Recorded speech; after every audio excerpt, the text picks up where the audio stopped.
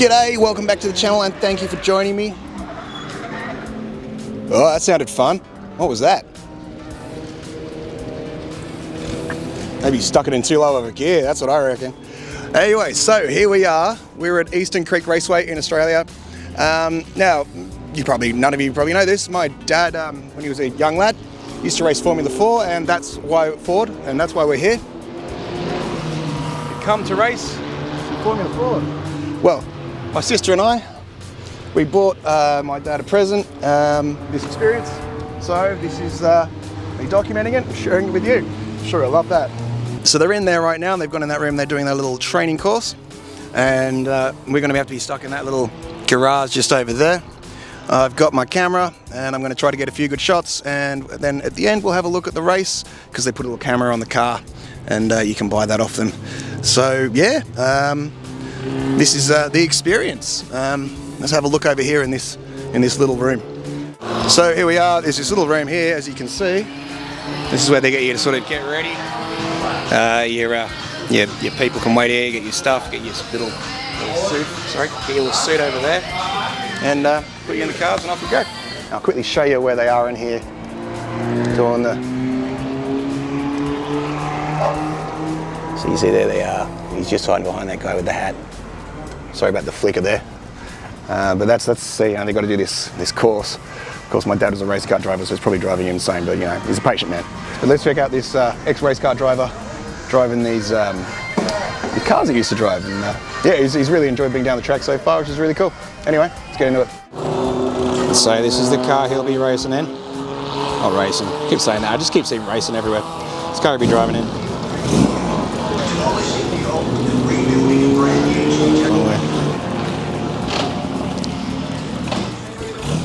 So here they are, back from their familiarization lap, and now they're going to get in the cars. There he is, the ex-race car driver himself. Alright, we're going to get him. Alrighty.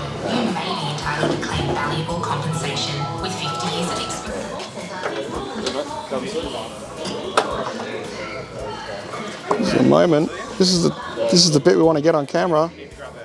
That will fit through. Now, how many years was it since you sat in that one? Sat in one of them.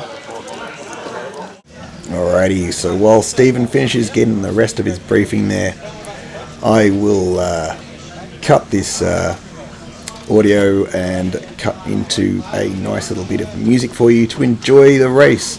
Unfortunately, I wasn't able to get fantastic audio off the onboard camera.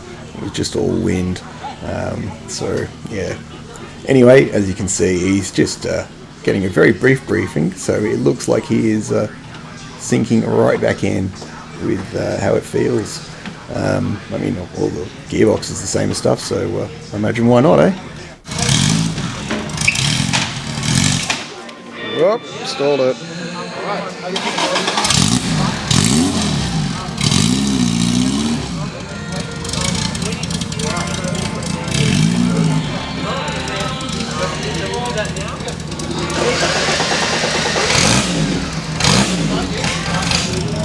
I just feel the anticipation in him wearing DO, sitting in a car after, God, it must be at least, I don't know, 30 years, maybe more. I've probably cutting that estimate short, I don't know. And now he's back in a car. There must be memories flooding back, experiences. The man was in Grand Prix, and now he's back in a car.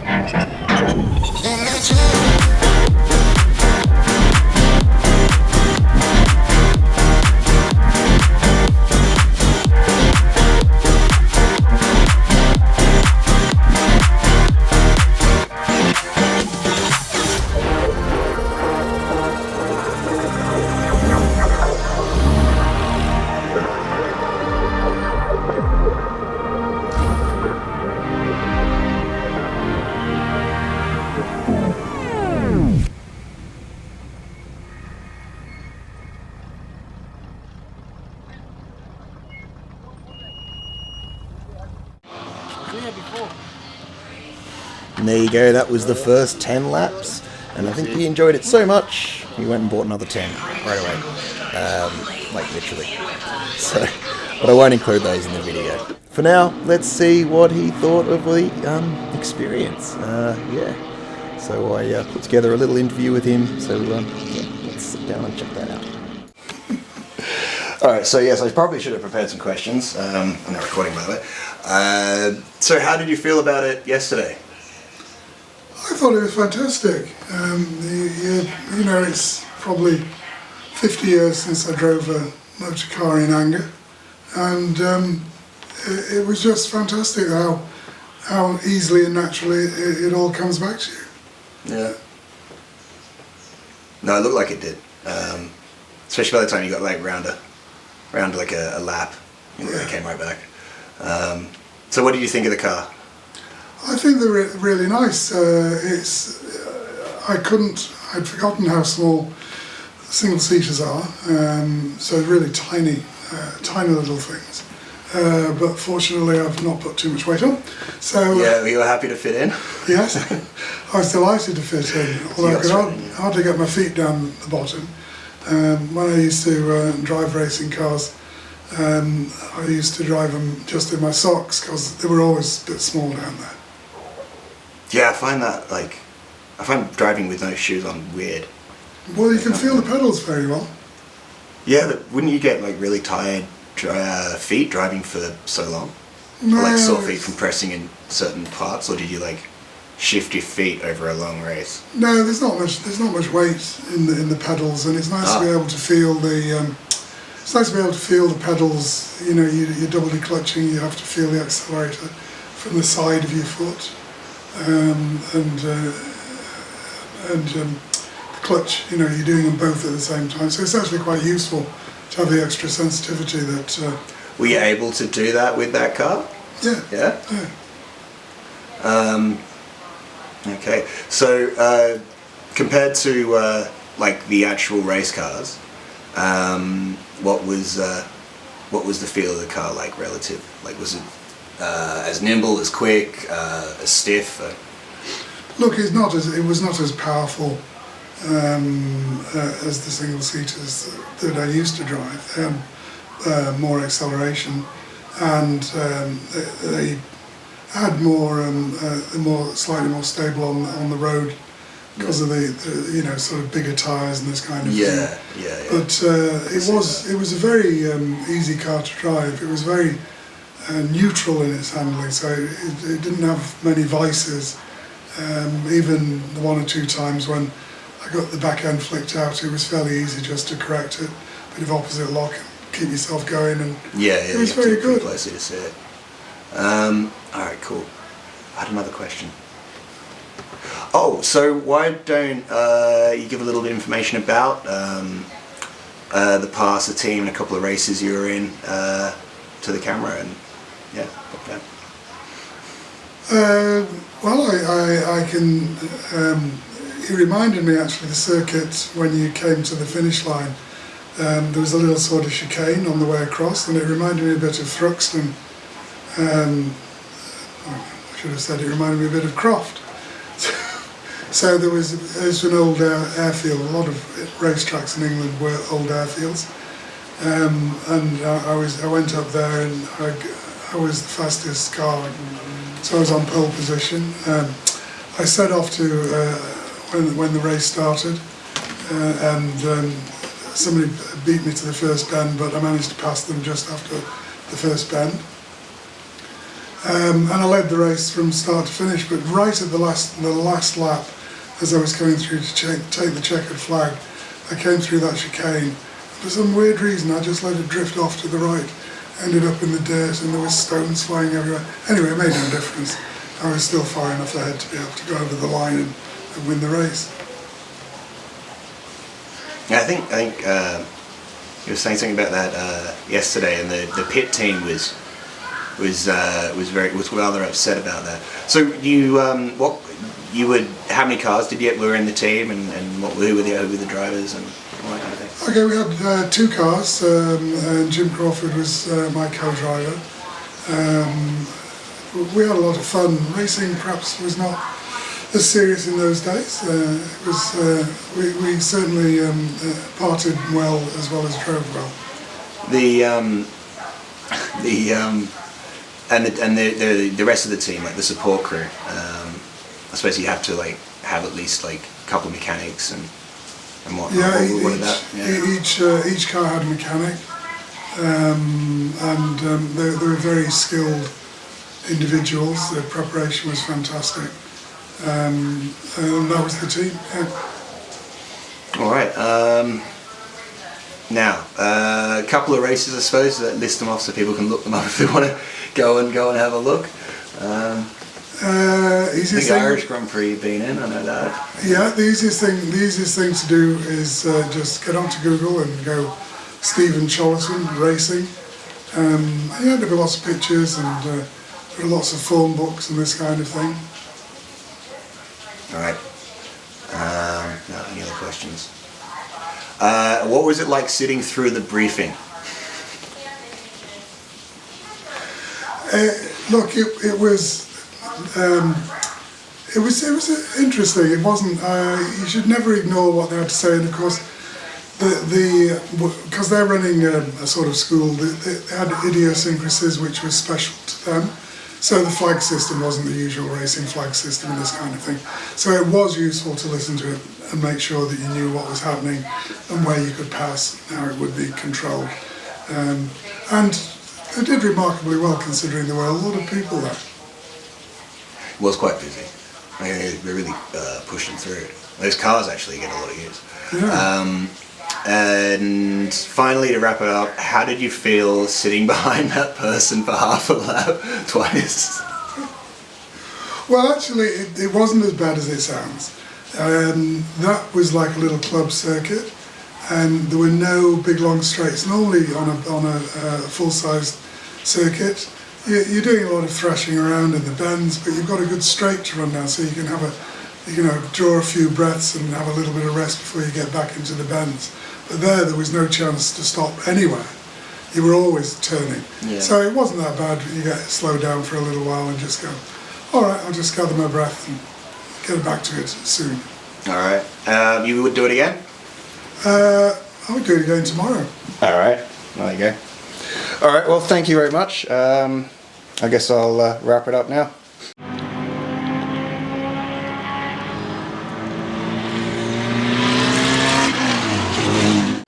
And there you have it. So it's a couple of days after, and yeah, that was great. It was really nice to see my dad get back in that zone and relive some of the stuff he did in his youth. And I think his birthday's coming up, so maybe we'll have to do something else for that.